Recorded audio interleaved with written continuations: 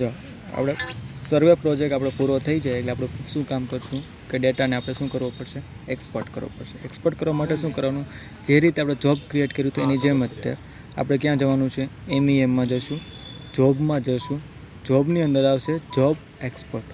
ખાસ કરીને job export કરો એ પહેલાં મસ્ટ બી પેન ડ્રાઈવ અંદર ઇન્સર્ટ હોવી જોઈએ, બરાબર. એની ઉપર એન્ટર આપશો એટલે તમને જો બતાવ્યું છે આ જોબને એક્સપોર્ટ કરવું છે.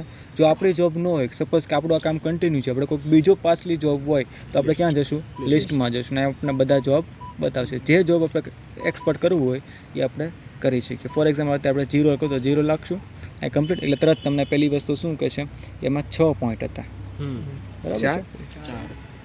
એટલે એ 6 પોઈન્ટ એટલે આ પોઈન્ટ લઈ લીધું, ઓલું પોઈન્ટ લીધું, એ અલગ અલગ પોઈન્ટ, બરાબર છે. એ ટૂંકમાં આપણે જે ડેટા જે જોઈએ છે એ બધો ડેટા એક્સપોર્ટ કરી અહીં તમને બતાવશે. ફોર એક્ઝામ્પલ હજી ફરીથી આપણે કરીએ છીએ, જોબમાં જશું, લિસ્ટમાં જશું, આપણે લાસ્ટ કયો જોબ કર્યો હતો, ABC જોબ કર્યો હતો, અહીં ધ્યાન આપજો, ABC જોબ. હવે ABC જોબને આપણે શું કરશું, આપણે જોઈએ છે એની ઉપર એન્ટર આપશું, તરત પછી 3 પોઈન્ટ લીધા હતા, આ પોઈન્ટ હતા.